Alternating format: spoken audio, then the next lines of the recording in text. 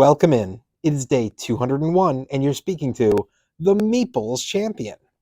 And today we're going to be jumping into a smaller game.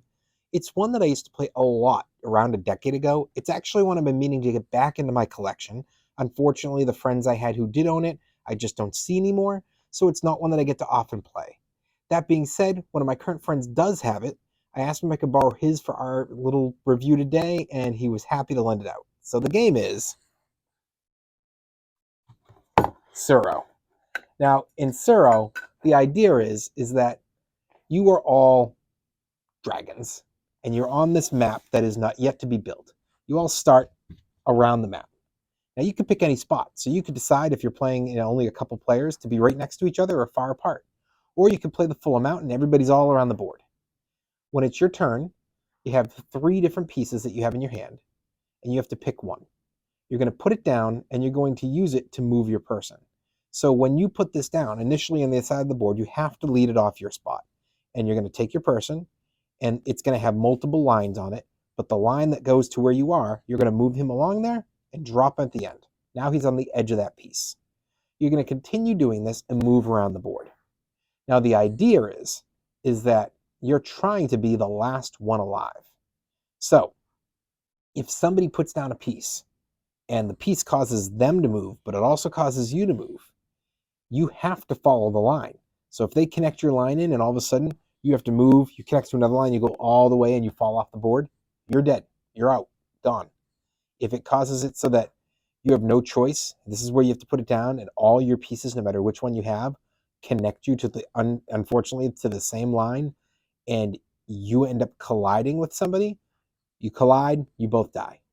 You're going to keep playing the game until one of you is alive.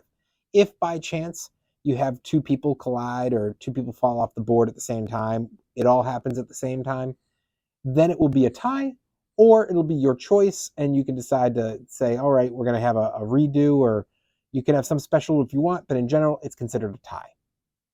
Well, let's not talk too long about the basics, because to be honest, there's not much there. That's what you do. Let's actually jump into this game and see where it lands for us.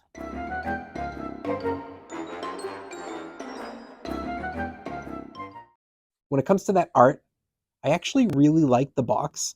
Now, I have not been grabbed by this box before I knew what it was, but to be fair, back when this game came out and my friends picked it up, I wasn't hitting up board game stores like I do today. So I don't think that I necessarily missed the box as much as I missed the time to have had it grab my eye before my friends already had me playing this game dozens of times. I think the box is nice. I do think it's an eye grabber, and I love the board. And if you're not into this particular box, they've had other versions come out. To me personally, they're all the same game. I'm sure they give you a little bit of like a rule option change, but in general, it's the same game. So there's plenty of ways to grab you depending on the one you go for. This is more like earth and fire based. I've seen ones that are more water based, and that definitely grabs me more. But I think that this just works great for art. It's a thumbs up.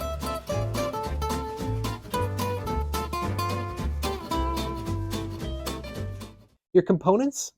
So the components are, there's only really 3 things. There's the board itself. There's the pieces that you have to put down on the board, which are a nice cardboard. And then there's your pieces, which are wooden. It's all really good quality. I'm not worried about any of it breaking, any of it easily wearing. It doesn't bring the value of this up by too much. So I think it works for me. It's got to be a thumbs up. Speaking of that value, the price. This is not an expensive game. It goes for between 30 to 40-ish. It's I would lean more so in the 30 direction. The newer one I've seen is a little bit higher, but I think it's a bigger game. Again, I haven't had a chance to play that version yet, but for this one, it's more in the 30 range.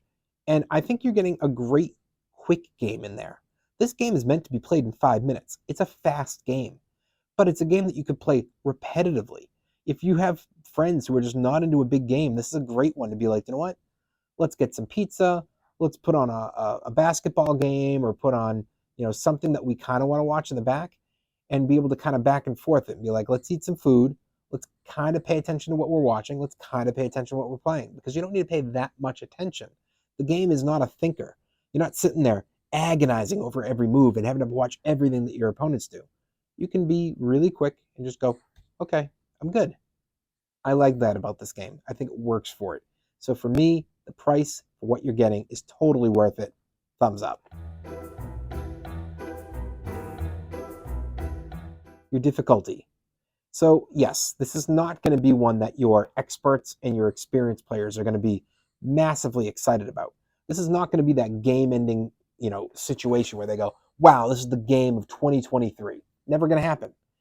But there's a difference between the game that those types are going to be massively excited about and the game that those types are going to be okay with playing while they're in between other stuff. I think that this is a game that does attract people like myself to be fine with, hey, we're playing a 5 or 6 hour day and people want to take a little break and we want to have a quick game that doesn't require thinking. We want to mentally relax. This is great for that. But for your beginners and for your kids, this is perfect. This is an exact game for an introduction game for them. I love it to bring in for your families, for your friends, for your children. Give it a try for that side. I think it works great. It's got to be a thumbs up.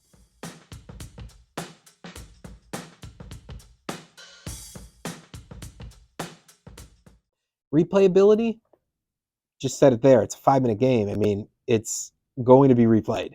It's going to be replayed every time you play it. You're never pulling this out for one play. You're pulling this out for 3, 4, 5 plays minimum. So replayability, big thumbs up.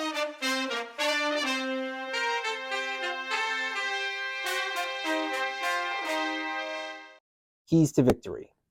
So the obviousness is equally, everybody has that same key. Okay, well, you're just trying to make sure that when you place down your piece, you aren't going off the board or colliding with somebody. How do you do it? So it's up to how you are organizing your hand. You're trying your best to really make sure that you have a variation of cards. So early game, if you look at cards and you realize, okay, I'm going to have no option. If I pick this card, no matter how I orient it, it's going to send me to the same spot. And this card does the same and this card does the same. Well, you have no choice. But when you realize two of the cards do that and the third is different, don't use that third. That's where you want to make sure we're using one of the other two because we're trying to keep variation in our hand. We don't want to end up on a turn where no option is given to us. We're doing the best we can to try to leave variation. Now, occasionally that's going to go away because you're like, well, I'd love to get rid of one of those two, but if I use either one of them, it's going to set me up to be right in my opponent's wheelhouse. They can control me with their next placement, and I don't want that to happen. Totally understandable. But when you have an option, you use it. That being said, are the keys to victory in this game enough?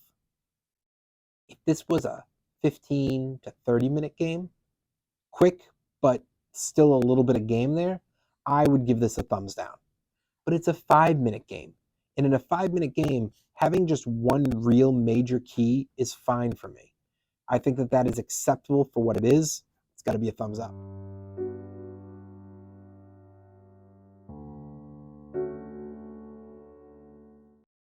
Is the game unique? At the end of the day, the game is a tile placement game. Your piece, your piece is being controlled by the movement of the tiles. So do we have other games where there are pictures being made, where there's a map being created, where anything like this is happening? I can compare this to many tile placing games, and while I think that this game is great for being fast, and I think that it is really great about it being as simple as just a knockout or a fall off the edge, I have to admit the game's not that unique because there are enough other tile placers that one of those may grab you more. So I have to give this a thumbs down on unique. Overall, what do I think? I think that this is a game that can get into anybody's collection. It's simple enough, it's easy enough to play. I would recommend that if you have friends, family members who are not big gamers, or you have big game groups and you do long days, this is a game to add to your collection. It'll work for all of them. Well, it has been day 201, and we've been speaking about the game Tsuro. And you've been speaking to the Meeples Champion. Like, share, subscribe, and check down below in the description where I'll be adding an Amazon link in case you want to get this game for your collection. Until next time, I'll talk to you tomorrow.